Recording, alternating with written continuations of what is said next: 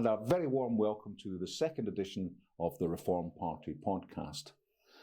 For my second victim, I have a man who I met as we were electioneering for the parliamentary elections last year. I found him an interesting character, and I wanted to find out more about him. So I've got him here, and could I welcome, please, Nick Goulding. Hi, Nick. Lovely to meet you. Again. Right.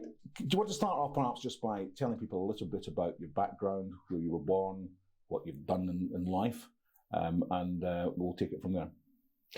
Well, I was born in Hong Kong, a child of the empire, you might say.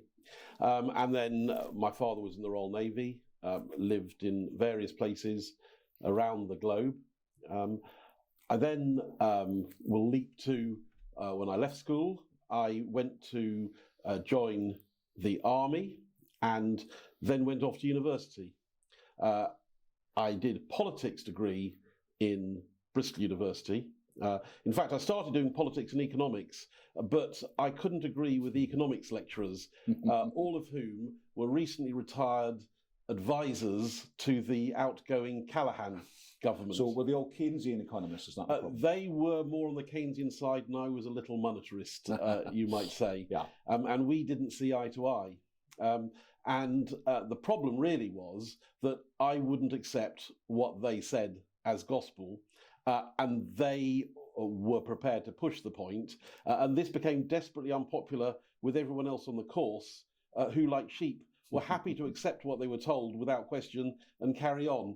And when I saw that this was proving unpopular, I decided to leave the economics course and concentrate on politics, where I was able to spend a lot of time playing rugby for the university, five-a-side football. I did student community action, visiting the DHSS, as it then was, Rehabilitation Centre, driving people to Riding for the Disabled, and actually everything other than my degree, which I eventually got. Well, I think you'll find a lot of people who went to universities in the 70s and 80s had that sort of university career. I did English literature, and I think in the whole course I read 3 books. So you're not alone in that. No, but I then did have a bit of a culture shock because computers were emerging on the scene at that stage. We'd not particularly seen computers at school. Insofar as we had a picture of computers, they were some vast room with flashing lights and men with white coats, lab style, with massive whirring discs. Yes, I remember. So I remember them. Well, I thought, well, clearly these computers are the way forward, whatever they might be. So I applied to do a master's degree in computer science, which was essentially the bachelor's degree compressed into 1 year. And entirely unlike politics, I actually had to work hard for the whole year, which was a complete shock to the system, although I did scrape by and get that degree. Yeah, well, I did the same. I did a 1-year course in accountancy after finishing my degree. And as you say, that was a big culture shock. So anyway, having done that, I then went off and did a short service commission with the Gloucestershire Regiment, which is sadly no more. But my interest was always in politics, not necessarily party politics, but politics more generally. And I had brought to my attention a job working for a small business organisation called the Association of Independent Businesses. And I took that opportunity, went to work for them, where I learned a lot about the realities of business and the impact of politics on So small this was businesses. before your army career? No, this was after I'd left. Right. But in parallel to my civilian career, I continued with the army in the territorial army. Right, I'm with you. Where I was in the Wessex Regiment and then the Royal Anglian Regiment and the Royal Logistic Corps. And I commanded various subunits, company level organisations, and I commanded a regiment, a large complex supply regiment, which had a whole range of functions. It had bulk petroleum, it had vehicle specialists, it had ammunition technicians, and most usefully of all, it had the Army's Reserve of Bath and Laundry units, which were always popular once they were in the field. I'm sure. And then my final tour with the Territorial Army was a mobilised tour in Baghdad, where I had a more complicated title, but essentially I fronted up the media operations in Baghdad, the headquarters of the multinational force Iraq. Very good, very good. That is interesting. But anyway, back to my civilian career. After a couple of years working for the Association of Independent Businesses, where I had a real grounding in the issues and concerns for business, how taxation policy, how employment law, how health and safety regulations, and the whole gamut of the way that governments interact with businesses can create the conditions for growth, or alternatively can stymie growth. I moved on from there to a larger organisation called the Forum of Private Business, where I became first a lobbyist, a policy officer, then the head of policy, and then finally the chief executive. And in that guise there, I was instrumental in pushing through a whole series of laws, both at Westminster level and in the European Union. So, for example, at Westminster level, statutory sick pay used to work on a slightly different basis than now, whereby the government would reimburse employers for the statutory sick pay that they paid out, whereas now employers have to pocket that whole cost themselves. However, at the point that the statutory sick pay buck was being passed to business, the government was proposing to bring in a small business relief scheme. It's just that the small business relief scheme that they were proposing wasn't really fit for purpose, for the simple reason that government and the officials do not understand how businesses work and the impact of their policies on individual employees and businesses. Well, we'll come on to that, because I wanted to talk to you about the recent budget that has been delivered by the Labour Party. So that will be very relevant. But could we just move on to a little bit about your political career, your political background? I noticed when Nigel came up to see us in Frodsham early last year that when he recognised you, and I gathered from that he must have known you from some time in the political past. And I'm guessing that might have been UKIP, is that right? No, it wasn't party political. This was, again, in my guise as a lobbyist for businesses. Every time there was a general election, we used to go and interview senior people, either the Prime Minister or the Chancellor of the Exchequer or their shadows and the leaders of the main opposition parties. And I would go with them, as you are with me now, and do an interview with them, which was very interesting because it gave you an access to people right at the top, and they were trying to present their vision as to how they would be better for business, and particularly better for small businesses. But we decided to include UKIP, and this was a general election. And this was when Nigel was heading up UKIP. I think he may not have actually been head at the time, but he was a senior member. It was probably something like the 93 general election. I have to say, time and tide passes on, but it was sometime in the mid-90s when there was a general election. Right. But I don't think it wasn't the 97 general election, so it must have been the one before that. And I met him at a hotel just north of Market Drayton, where he'd just been holding a UKIP meeting where they had approximately 4 people attending. So where he's gone from a meeting with 4 people to the massive audiences he commands now is such a sort of way through history. But so I met him then, and I was also, in my lobbying guise, backwards and forwards to Brussels, maybe a couple of times a week. And so I used to very regularly meet the UK MEPs and the UK officials in Brussels. And in that guise, I ran into him a fair amount. I see. That's very disappointing, though, because I'm now going to have to delete all my UKIP section that I thought you could tell us about. Oh, well, no, I was a Conservative all the way through that time. Right. But I was a Conservative who was sympathetic to the views of UKIP. I particularly remember when John Major was still Prime Minister, a session over in Europe when the European Commission and various member state heads of government were. So it was a European Council meeting. And I asked John Major about the ratchet effect, whereby laws are brought in, you can agree them once, but after that, they're locked in space and there's nothing much you can do about it. And the dismissal that I had from John Major and his complete absence of understanding of the democratic deficit which was implicit in the way the European Union was organised, is what really set me on the path to supporting UK exit from the European Union. Yeah. I think a lot of people were in that boat. You said that you had been press officer in Baghdad.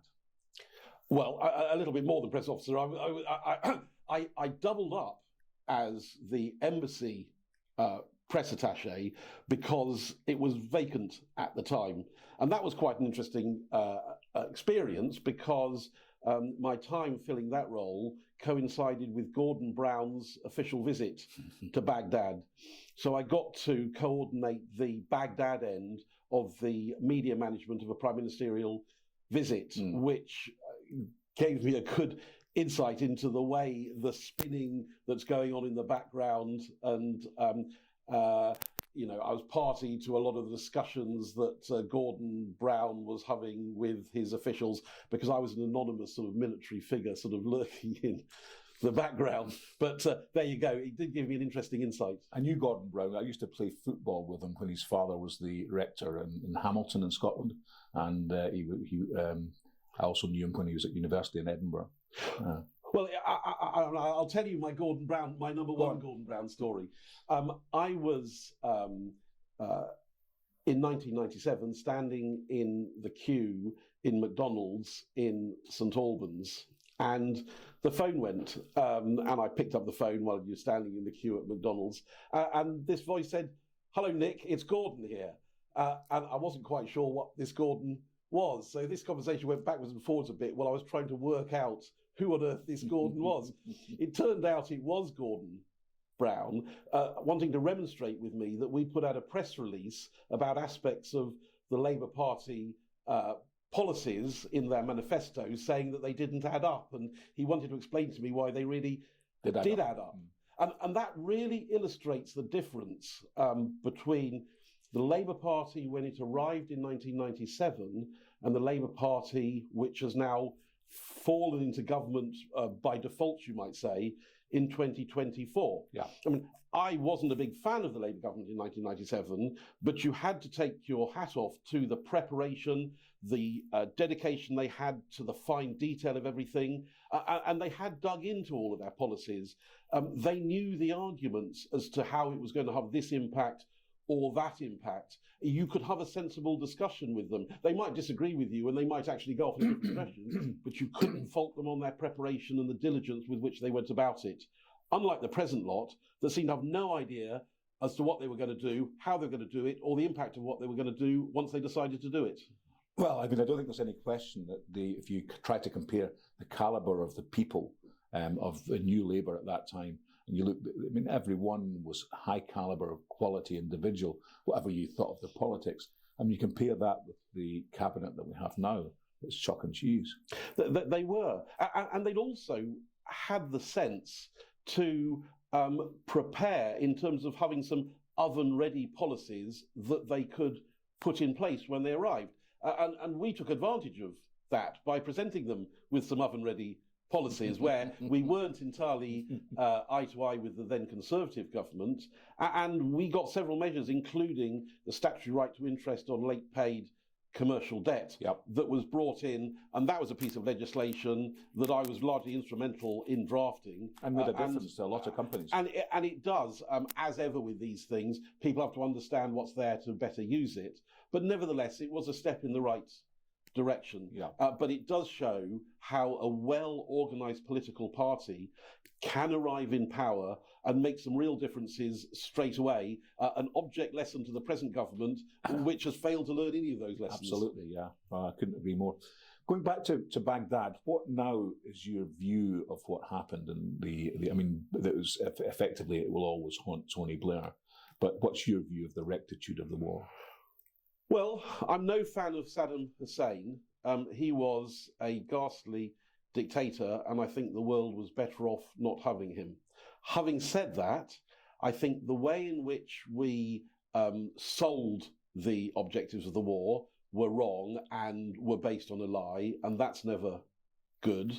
And secondly, the way in which we went, and I say we broadly in terms of the coalition as a whole, I mean, principally the Americans, but we were their main sidekick. The way that occupation proceeded was a case study in how not to occupy a country. And it created the conditions which led to the insurgency, as we attempted to dictate our mores and values based on hundreds of years of political development. And that same factor was even worse in Afghanistan, which you might say was several centuries behind Iraq. Well, I mean, this is the point. We always seem to enter these wars without any real strategy for what happens afterwards. We see somebody we don't like, a dictator or whatever, and we say, okay, we've had enough now, we're going to go into... But they don't think through what the exit strategy is. I mean, exactly the same thing happened a few years later in Libya. Definitely. And as you say, Afghanistan was the worst. We thought, to see and you must feel it more being an army man than I did, but when you saw reports time after time, a young man blown apart with an improvised explosive device for a war that you knew was never going to be won and didn't really have any point to it. Well, essentially, in the end, in Iraq, we acknowledged that by withdrawing to the airport and sealing ourselves in and ignoring what was going on around, because we knew that, none of the generals would have put it like this, but the reality was we could expend as much gold and blood as we wanted to in Basra, and it wouldn't make any difference to the outcome in Baghdad. No. If the Americans won in Baghdad, then you'd by default win in Basra. If the Americans lost in Baghdad, then you were going to lose in Basra. Yeah. So because our government wasn't prepared to commit the resources you would need to dominate the battlefield and actually secure the conditions which, in theory, we were looking for, in the absence of that resource and in the absence of ability to dictate what was going on in Baghdad, it made total sense to occupy a position of minimising our casualties. Okay. There was a case the other day whereby a human rights lawyer who had been involved in basically canvassing in Iraq for stories of people, and when he couldn't find the right stories to denigrate our troops, he made them up.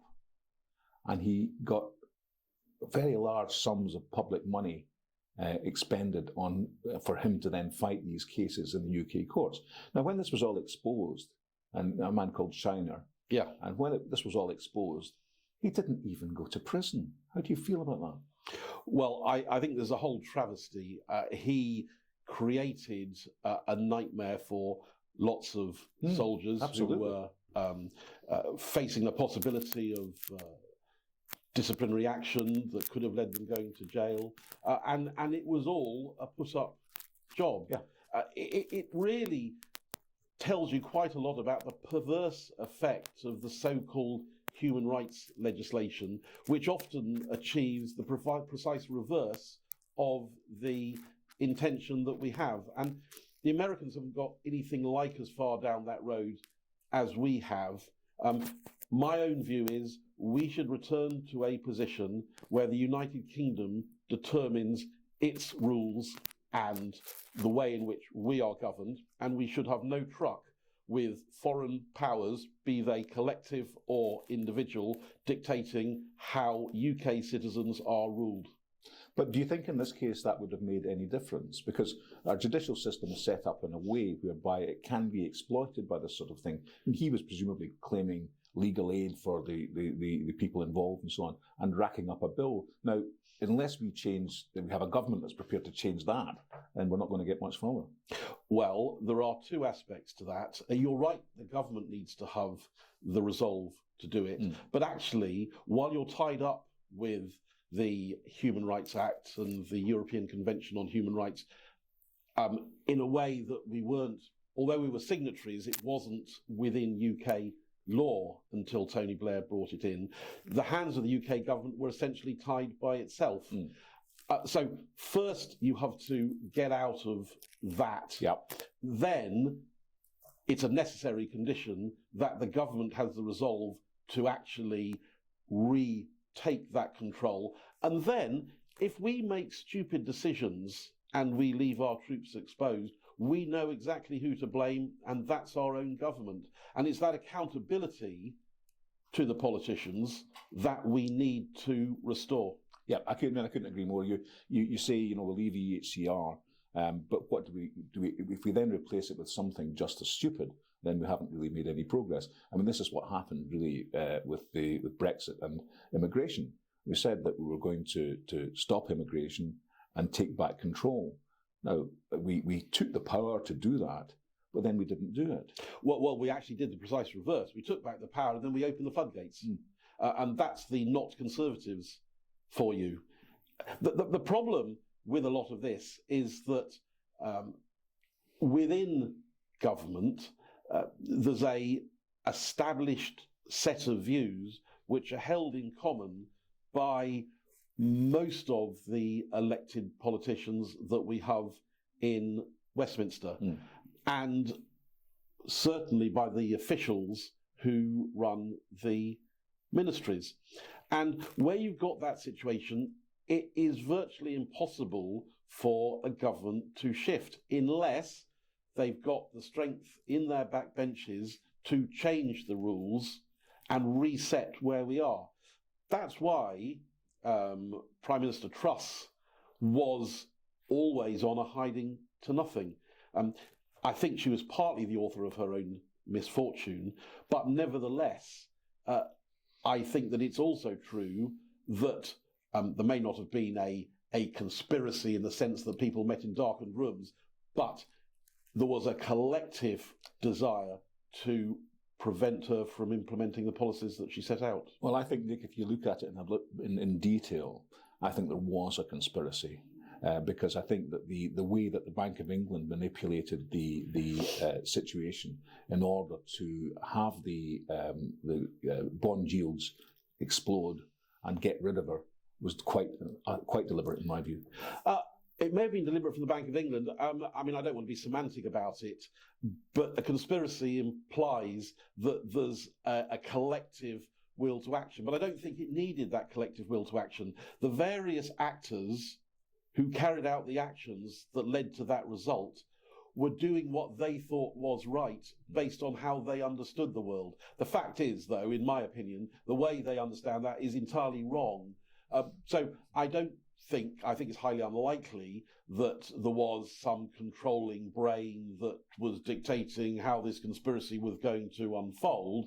But you might say, why does it matter? Because the net effect, the effect was the same. I agree. The same. This is the problem you have with. I had a quick chat about this with David last week about conspiracy theories, and a conspiracy theory is only a conspiracy theory as long as it's proven to be false. Once you have a conspiracy theory that you can prove to be true, it's no longer a conspiracy theory; it's a fact. And there's also the old adage that just because you're paranoid, it doesn't mean to say. Who said I was paranoid? It doesn't mean to say that they're not out to get you. Yeah, exactly. So that sort of thing goes round and round in circles. But the bottom line really is that there are so many divorced positions of power that are not accountable through Parliament, that a government will always be second guessed. And the problem for the Conservative Party, where there are some politicians that do occasionally venture support for policies that I would think are more sensible, have no chance of implementing it, because quite aside from this establishment being opposed to it, their own backbench colleagues will not support them in doing it. Indeed. And so any Conservative leader, however sensible, is doomed to failure because of the stable that he sits in. Yeah, I mean, I don't think Truss, although she got elected, she was elected by the membership of the Tory party, not by the MPs. And I don't think she ever had the support of the MPs. No, that's very true. I mean, she had the support of enough MPs to get on the ballot, but that wasn't enough to remain in office. Correct. I mean, I think time and time again, my view is that the rank and file membership of the Conservative Party are decent people who want the best for the country. The problem is they've put their trust and their hope in a set of charlatans who have no intention of delivering it. When Theresa May said about the nasty party, she was referring to the members, but she had it precisely the wrong way round. It's true the Conservative Party was the nasty party, but the nasty party was the elected officials betraying their members, not the grassroots members. Theresa May's almost her last act in government was putting net zero into law, and that's been her legacy. Well, if you look at pretty well all of the bonkers policies which the present government is carrying forward, they have their roots in the Conservative government. Right. There's nothing that they've thought of that the Conservatives hadn't thought about inflicting on people first. Let's go back to the army, because I'm particularly interested in that. And we have a policy in Reform UK whereby we are going to increase the percentage of GDP that we spend on defence from, at the moment, I think it's less than 2%. And our aim is to get it initially to 3% and perhaps even to 4%. Do you think that's going to work? Do you think that there's enough recruitment capability in the army to achieve a standing army of more than, as we have at the moment, 75,000? Well, I think you need to come back from that question and think what the armed forces are trying to achieve and whether numbers are what you want. Or are the numbers of whether the numbers are important? Well, numbers do have a strength of their own, but we have to consider where we are as a maritime power. The last 50 years, with our strength of armed force focusing on Europe, is very much detached from the totality of our history.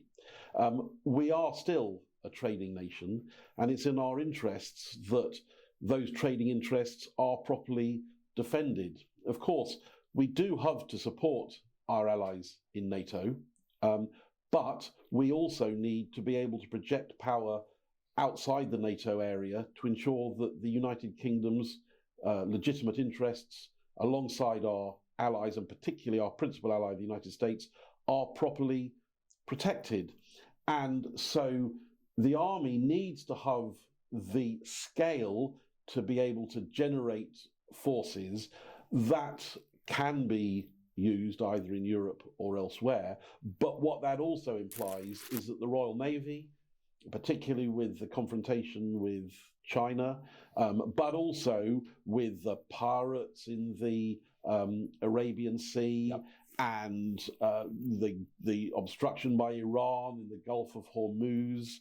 And there are various checkpoints that come up that need the Royal Navy to be able to demonstrate that the United Kingdom can deploy force across the areas of its interest in the world, and not least the strategic deterrent. But also the Royal Air Force clearly have a role in delivering that. And in terms of supporting our allies in Europe, the RAF also has a particularly prevalent role.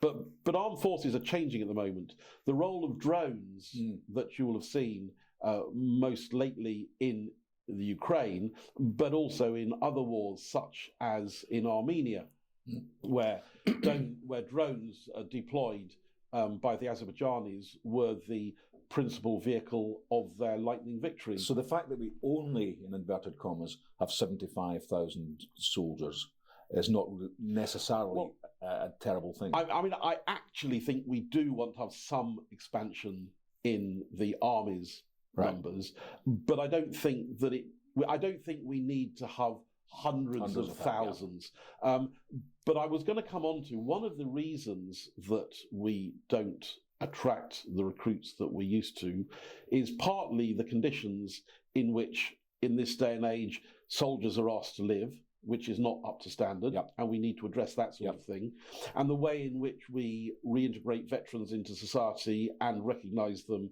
as such, where I would suggest the Americans are probably better than we are, but also the language we use. If you're talking about the army, when it comes to closing with and killing the enemy, you need to have a certain type of person. And we've been good over the last generations in being able to deploy the sort of people. We need a Paddy Main.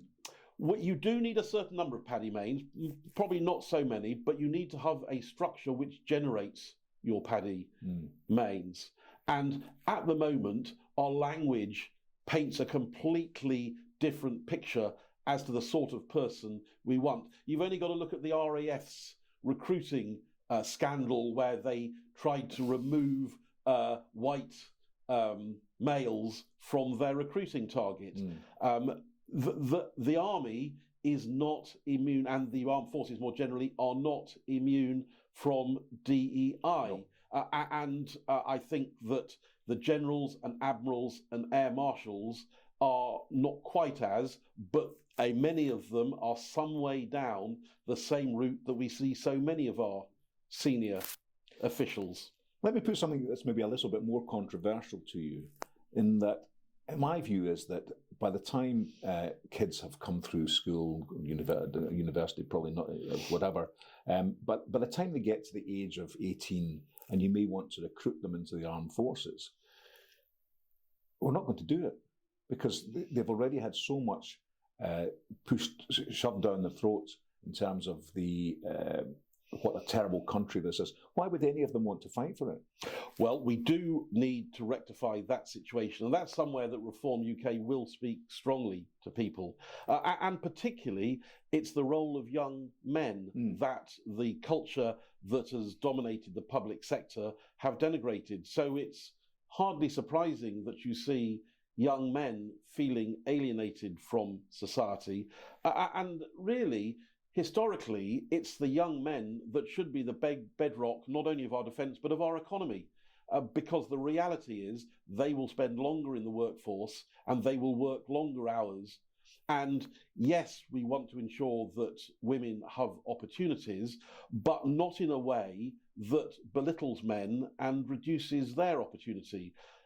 It also goes to the whole question about the family structure, the way in which so many young boys are in households that don't have a male in it, and preferably their natural father.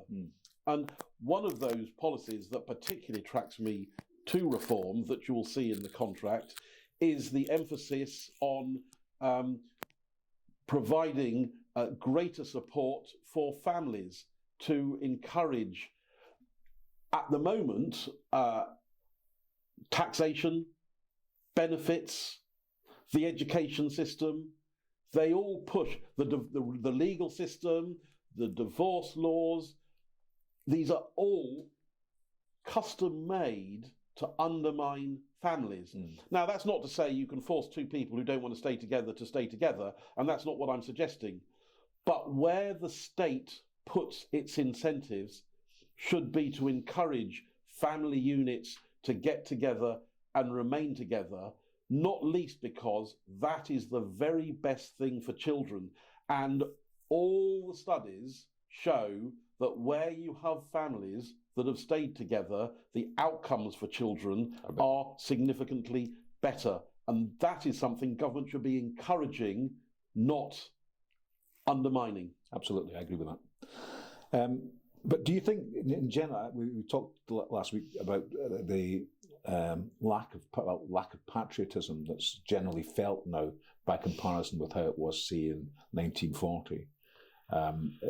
Do you think that there are actually enough people, enough kids out there who would be prepared to pick up a rifle, go into war and potentially die for their country? Well, I'm more optimistic than you are, although I think that the government and the establishment is doing its best to undermine it. If you cast your mind back to, I forget, it was 35 or 36, when the Oxford Union debated the question as to this House would not take up arms to defend Britain, which motion passed. So that sort of thought is not new. And yet when we came to a war with Hitler and the rightness of our cause was apparent to the population, those that chose not to were a vanishingly small minority. Now, the problem we have at the moment is we have allowed fractures to develop within our society, where there are elements of our society that do not conform with the mainstream views of society. But if I restrict my comments to the mainstream part of society, and this is not a question of the colour of your skin, it's a question of those people who feel that Britain is the right place and support the traditional values of fairness and equal dealings that we have here, and don't like to see bullies winning around the place. Those sorts of people, I think, will step forward.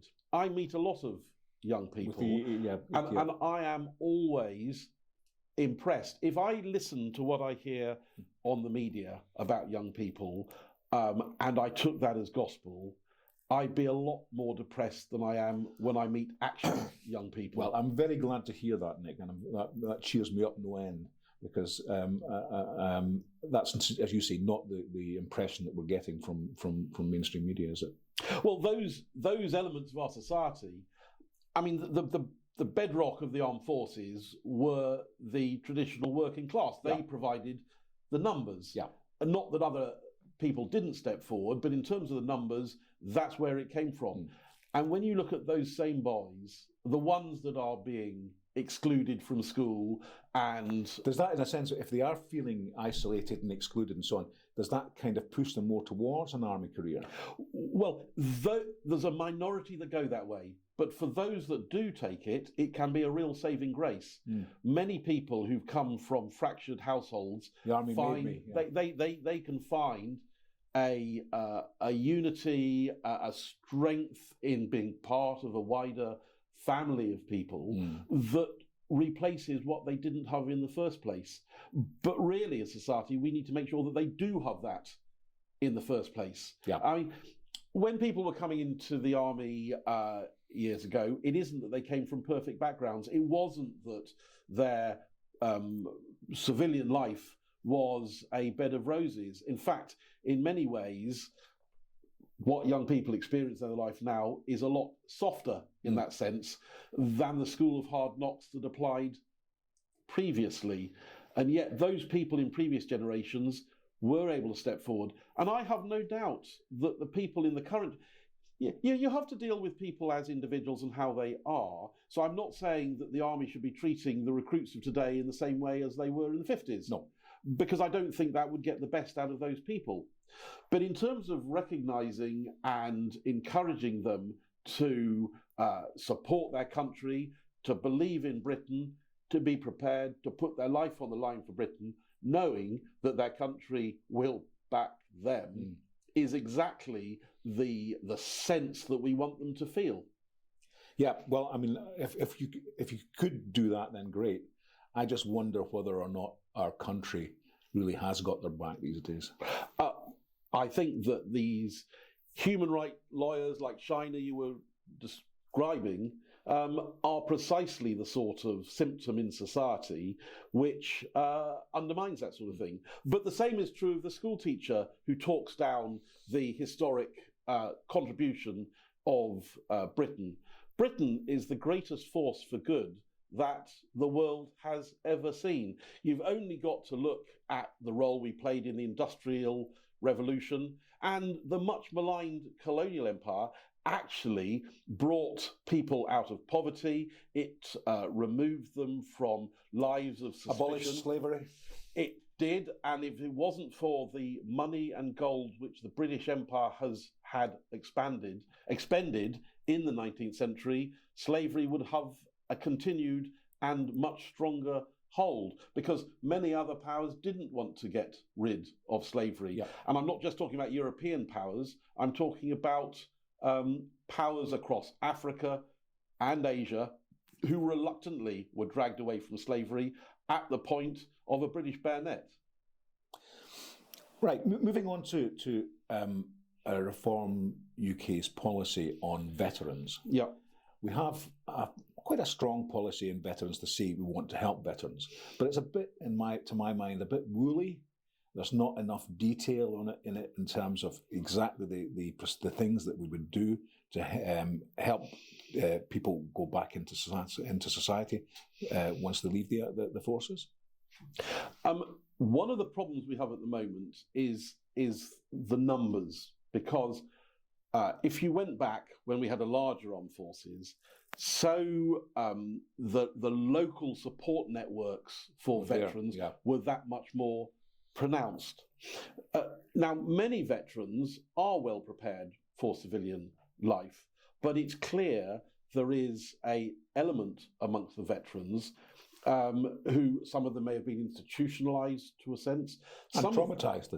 Some of them may be suffering from PTSD and so on, which is much better controlled when you're amongst other people who've shared similar experiences than when you're cast into a wider society that doesn't understand the experience that you have had. I mean, and in years gone by, pretty well every town and many villages had their Royal British Legion club, where at a simple level you could go for a quiet pint and you knew that other people there knew what the score was. Those are much fewer on the ground. There are some good organisations out there reaching out, but many of the problems which veterans suffer in terms of housing, in terms of access to employment and support into employment, are problems which apply more broadly to people in society. So, yes, I think veterans deserve that extra hand up because what they've been prepared to offer to the country. But equally, I'd say that most of the problems that veterans suffer from are best resolved by resolving the issues that face us more generally, given that where you've got veterans that fall through the net, we should be clear that there's a safety net to pick them up. But I mean, the main problem it seems to me that veterans have is, first of all, as you say, getting back into society in terms of job and housing, and because housing's a big thing if they've been in army houses all their lives.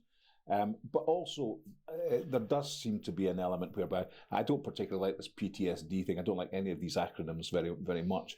But certainly, there's no question that when people come out of having been in Afghanistan or in a fighting situation, that a lot of them are traumatised by what they've seen, by what they've done, perhaps. And these are the people who you see in a bus shelter and they get involved in alcohol and substance abuse.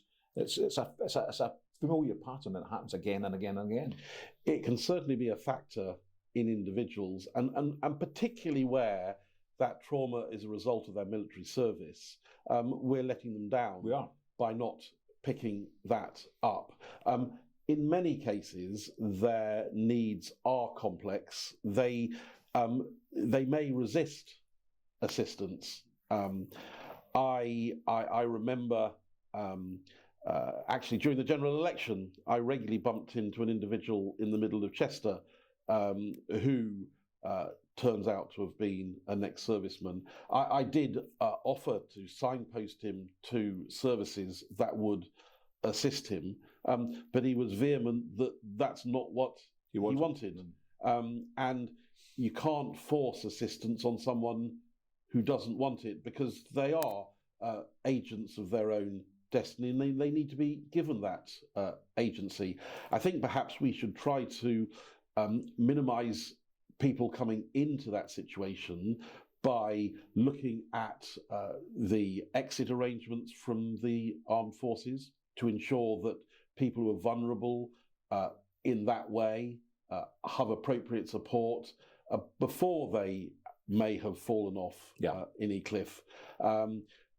And we should be also preparing society so that before people go into the armed forces, we've already engendered many of the issues which I think that reform can do in terms of the moral factor in society, making people feel better about being British at a really simple level, which makes it easier to cope with some of the other vagaries that get thrown at you. If you feel that you've been doing a good thing in the Army or the Air Force or the Royal Navy, and you feel better about yourself all round, that will help you in how you approach life. Good. Right. Well, let's leave the Army and let's move on to talk a little bit about the small businesses and to talk a little bit about the budget, which Rachel Reeves introduced a few weeks ago. I have an interest in a small business, and when I ran the figures for next year by comparison with what we've done this year, and I looked at the effect that was going to have by both the national insurance contributions, the raising of minimum wage, because it's a hospitality business, so we have a lot of people working on or near minimum wage, and also the cancellation of the rate relief on business rates. When I factored all these things and put them into the computer, what you find that instead of making a small profit, as we will this year, next year, factoring these new factors in, we're going to make a significant loss. Now, as a business owner, what do I do about that? I mean, the logical, sensible thing is, okay, you might want to try and raise prices and so on to ameliorate the effects of the budget. But what the sensible thing really is to say, why am I working hard like this to try and make money? And the only people that are gaining out of it is the state. All the money is going back to the government and taxation. Now, if I do the logical thing and close the business, the state won't get any of that money, and there must be thousands in exactly the same position up and down the country. I think what you've illustrated in what you said there is that the core of the problem isn't actually in the detailed policies, but the collective effect of those policies and the general tenor of the government in talking the economy down, and the way in which the money markets have responded to that. And we see the present spike in borrowing rates so that the government is having to pay more in debt interest than it pays for education, for example. And that's been the net effect of both Conservative and Labour governments, because we have the inheritance of the mismanagement of both parties. And that's probably the biggest effect on businesses. As the general level of economic activity stagnates and possibly even depresses, so your demand goes down. Yep. At the same time, your costs are going up. The employer's national insurance contribution doesn't directly affect many small firms because you do have an allowance, even though the threshold has been brought down to £5,000. Yeah. But nevertheless, you still do have an individual allowance against that. So the very smallest firms won't be directly affected, but they will be indirectly affected, because when there's a reduction in activity by larger firms who take on fewer employees, who do less because their costs are going, that necessarily has an impact on the smallest firms because they engage with the larger firms. Business rates is one that really stings the smallest businesses, and every time business rates goes up by whatever mechanism, it will have a severe negative impact on employment, because it will push more business onto the internet, where the value both of the trade and the employment is offshored in many cases, or concentrated in delivery centres, which are very efficient and so on, but they're not employing local people. And so you end up in a doom spiral. Well, but that's where we're heading, isn't it? I mean, I assume that there will be absolutely thousands of people up and down the country in exactly the same position as me, running the figures through, saying, just a minute, these figures I can't make any money. So the rational thing to do in those circumstances is to close the business down, do something else. Either close the business down or refocus how it operates to minimise your costs. Can you lose that 1 or 2 employees at the margin? Can you offshore some of your support activities? Can you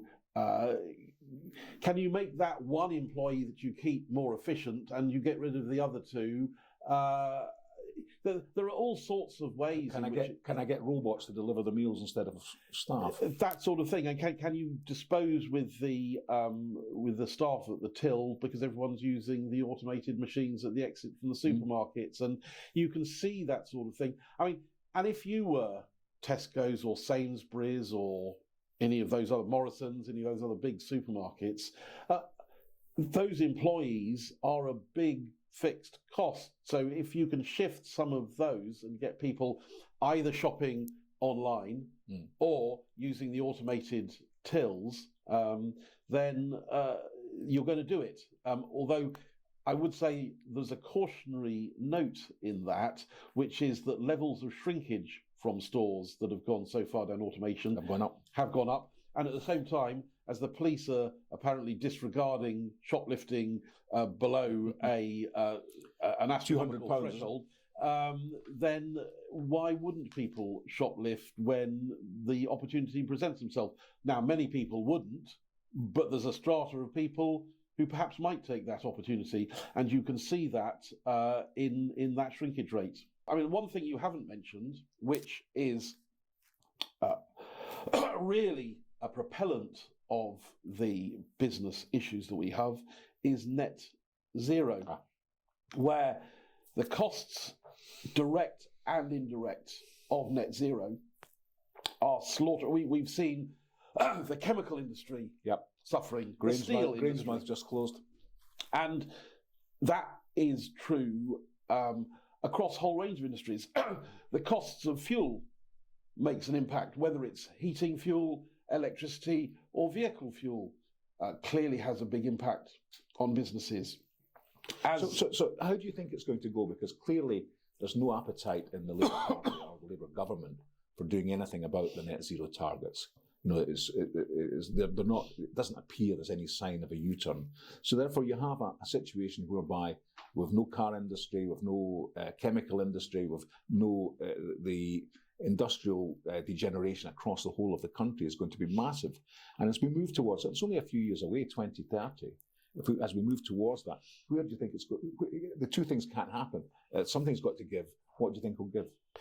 Well, what I earnestly pray is that there'll be enough left by 2029 for us to resuscitate. But I do think that the British economy has underlying strengths in the skills of its people, so that although the Labour government may run the economy down, and I think it will, I do also believe that the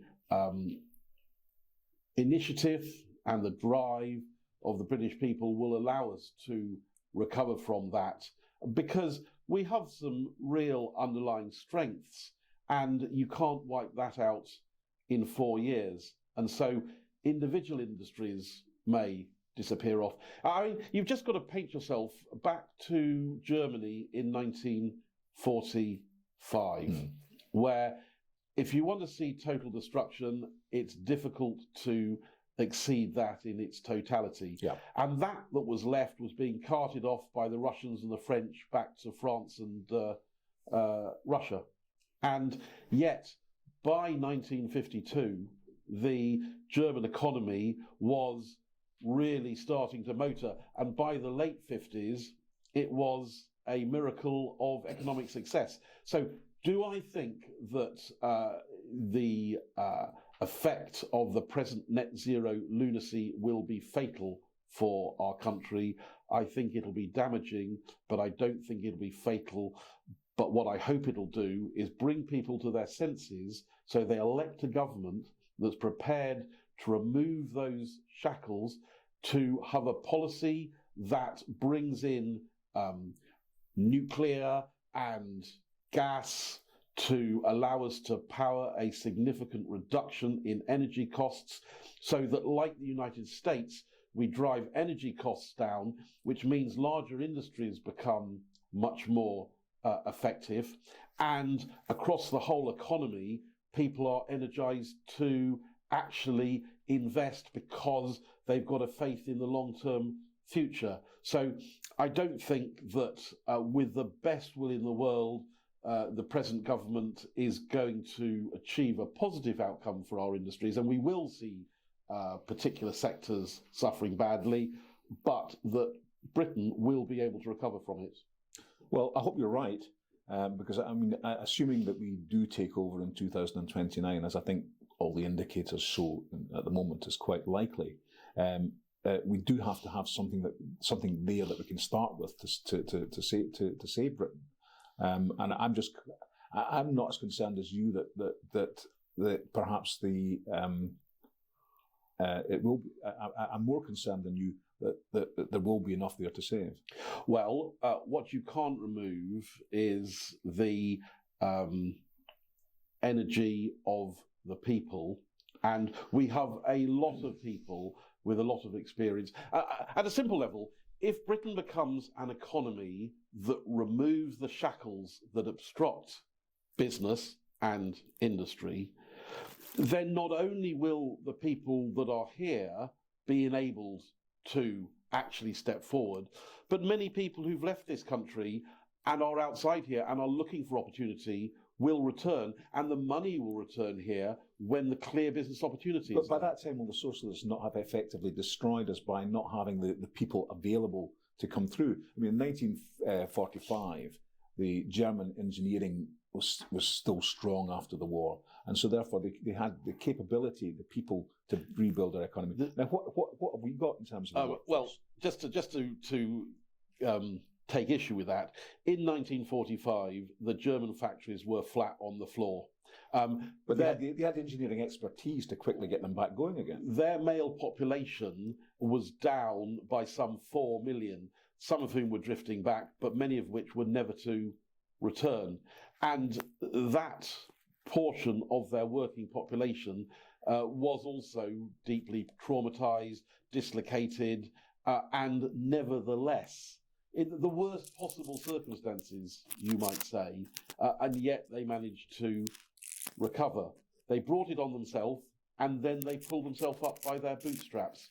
And by the same token, you might say that by electing this Labour government, and before it by repeatedly electing Conservative governments without any real Conservative sense to them, we as a country have brought it on ourselves.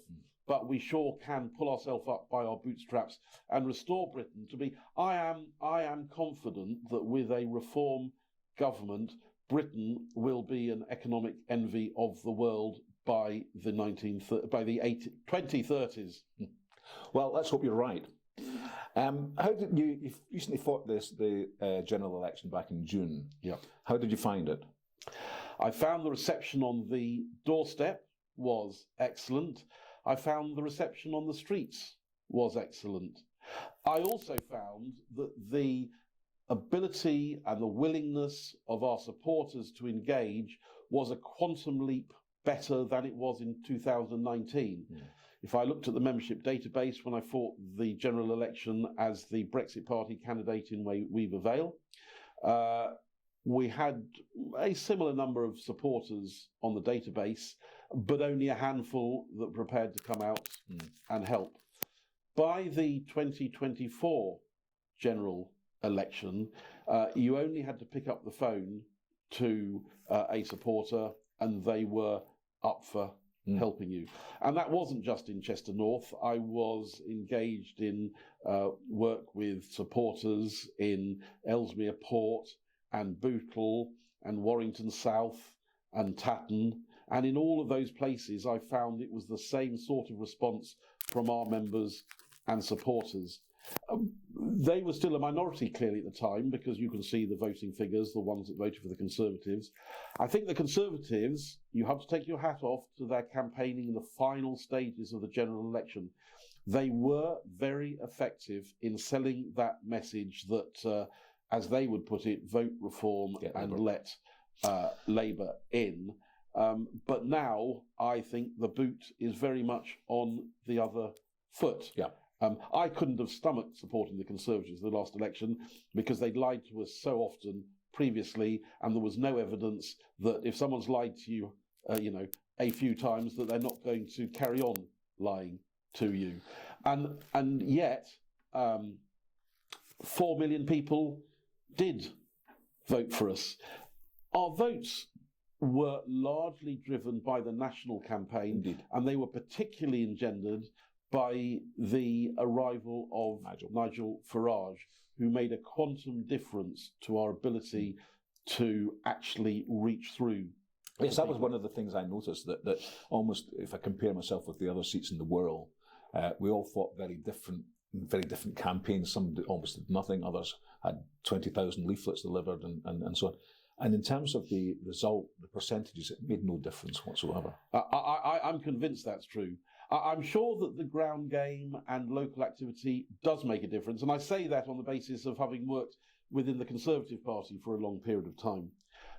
But I don't think it makes a difference immediately. No. I think it makes a difference over time, where people build up their credentials in a local area and demonstrate to the local people that they are there consistently. But there were two very different general elections that we should have regard to.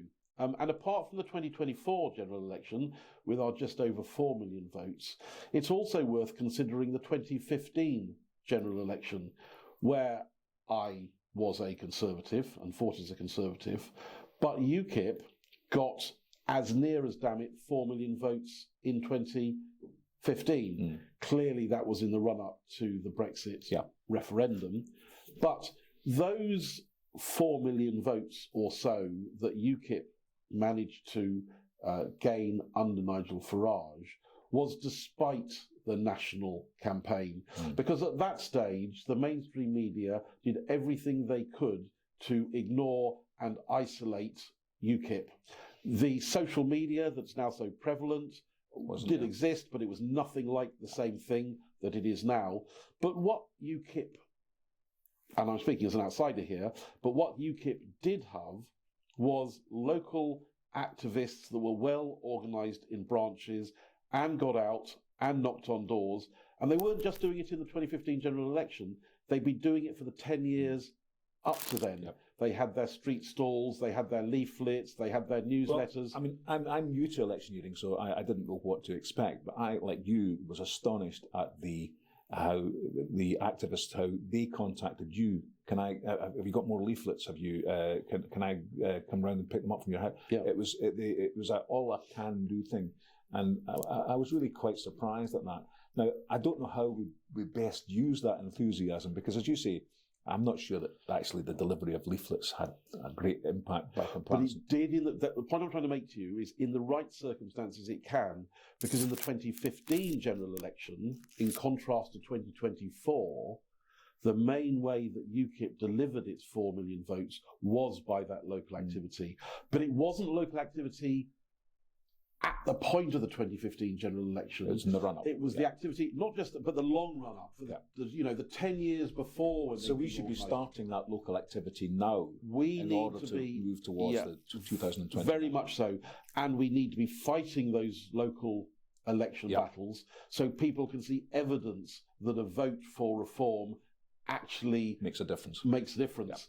And so really, the challenge for us is to take 2015, where there was very little national coverage, but there was a lot of activity on the ground in the local constituencies, and that 4 million votes, and then the 2024 election, where the local activity made remarkably little difference, but the national campaign really carried a lot of people.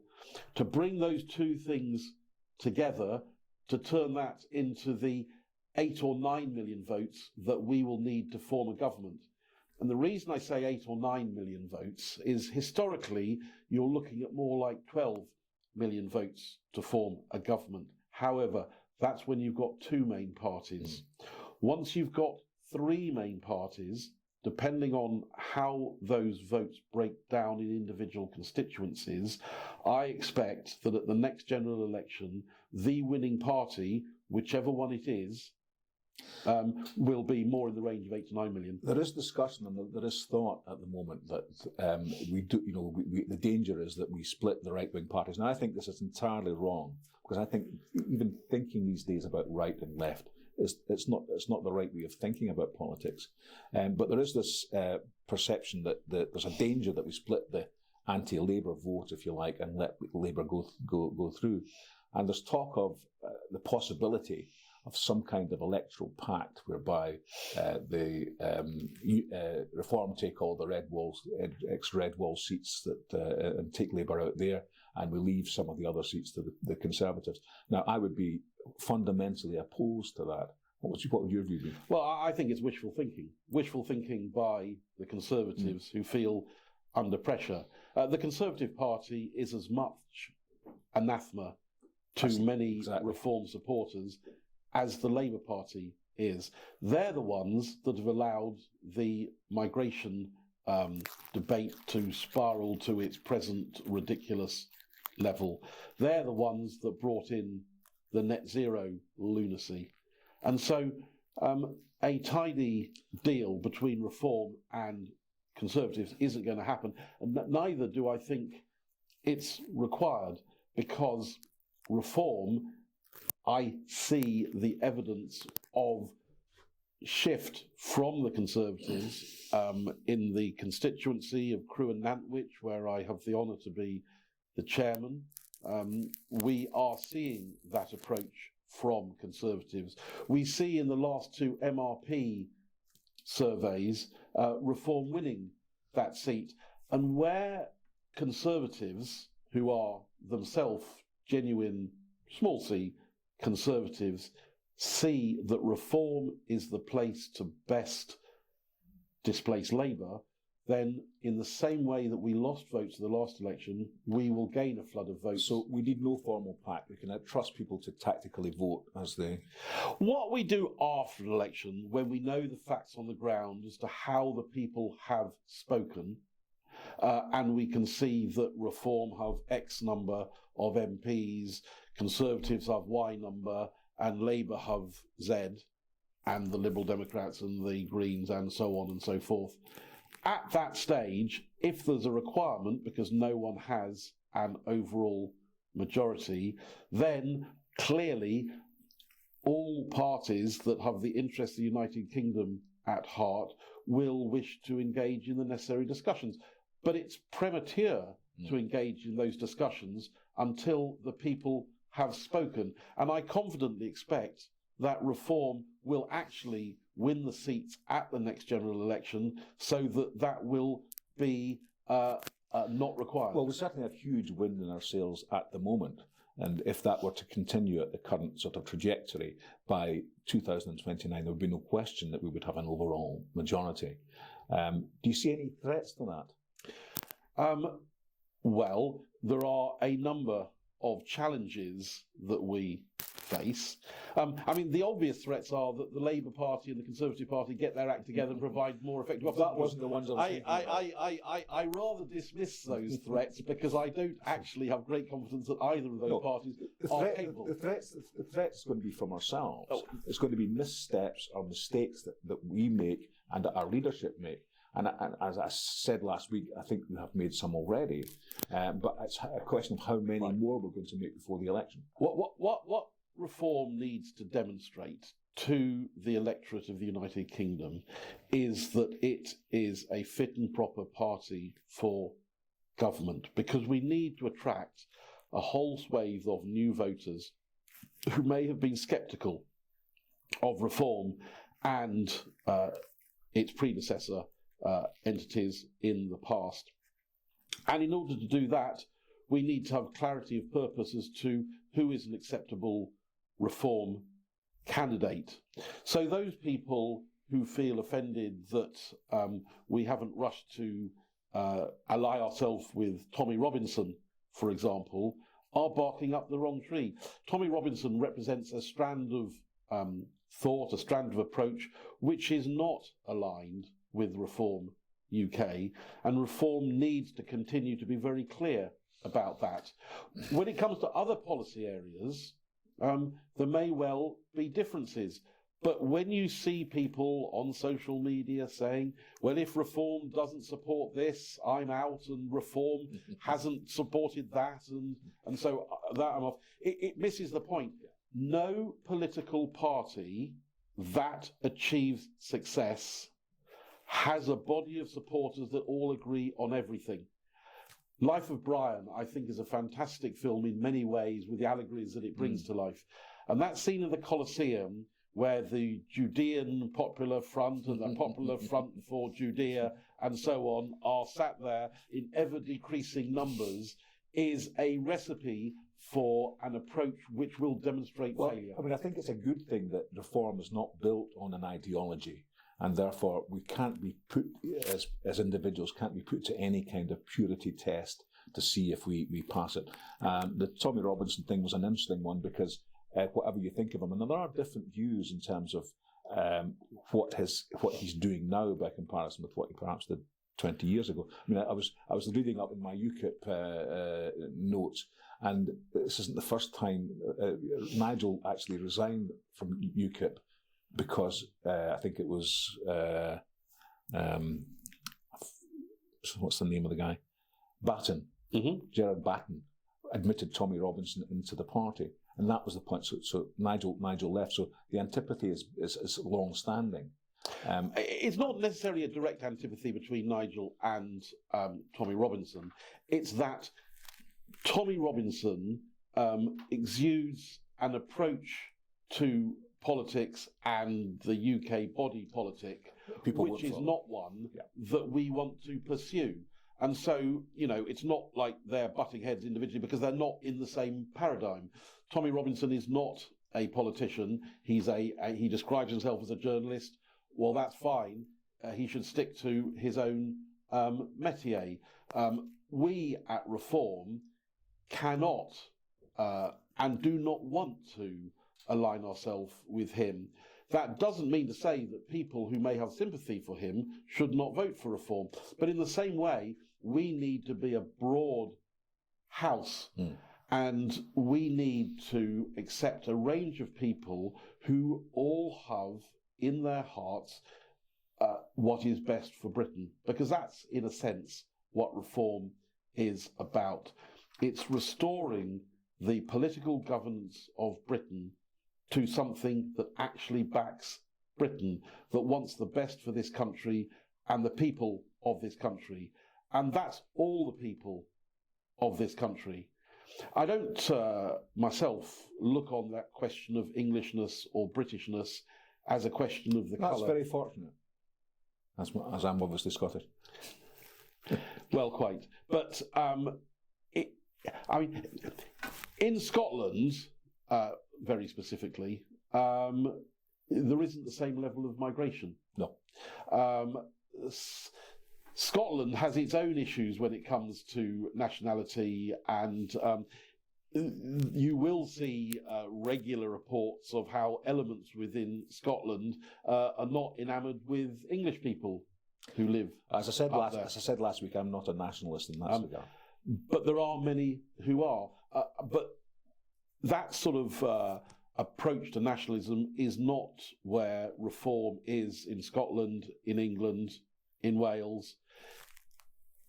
The national identity that we want to promote is one that's a shared national identity, one that does pick up the traditional values, that does respect the role that Britain has played in the world, but allows other people who are willing to buy into that to become a part of it, as has been true for hundreds of years. When the Huguenots arrived from their political persecution in France, when the Jews came from Central Europe, and there are many other examples of that through history.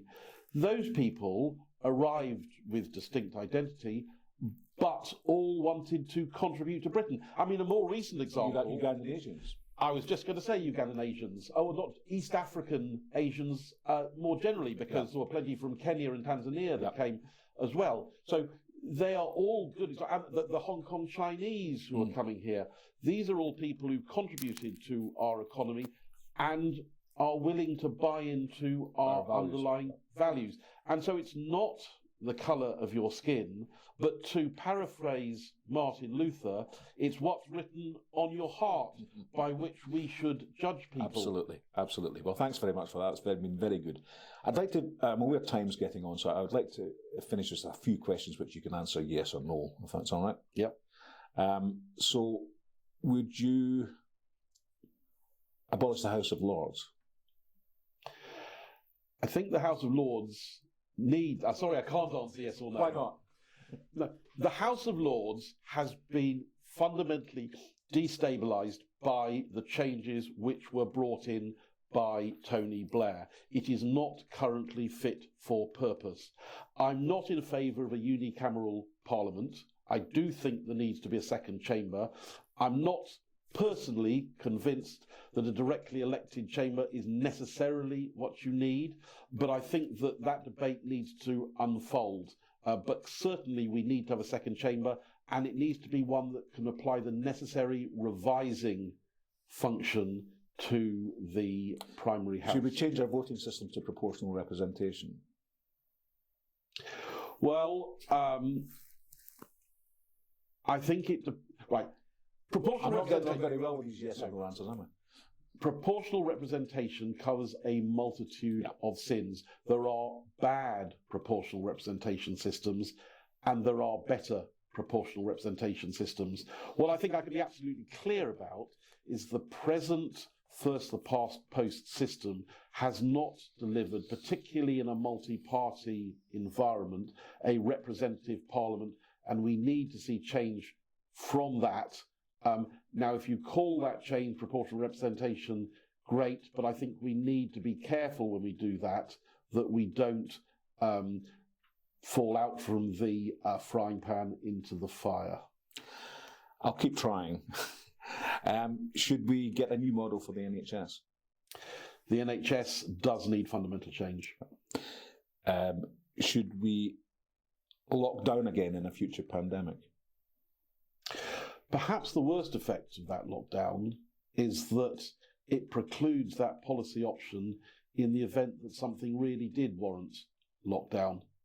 Now, if you've got a different virus that is highly contagious and fatal across the whole spectrum of ages, then... But would you trust the establishment to tell you the truth? Well, that's the problem. I think it'd be very difficult to deliver that precisely because the trust from the establishment is not there. And I mean, I think really what I'd say about that is that no lockdown should exclude free speech on the subject, and that government, in making those decisions, should be open to the widest range of expert opinion and shouldn't just constrain itself to those experts that they happen to have chose. I mean, I actually think the lockdown policy was an appalling aberration that failed in its own objectives and was wrong at every level and has had a really negative impact on the economy. So, am I completely opposed to the last lockdown? Yes. But never in life say never, because it could be at some stage in the future something comes along, maybe something that's manufactured by people deliberately.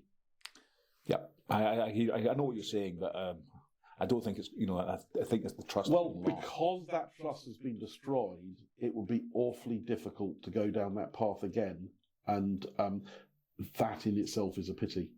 I mean, in the past, we had quarantine hospitals behind barbed wire. In fact, they were all discontinued. I remember going to pick somebody up from one that had actually not been in use as an isolation hospital, but it still had all the barbed wire fences and so on around it. And you can see back in the day, we did take that isolation of virulent cases very seriously.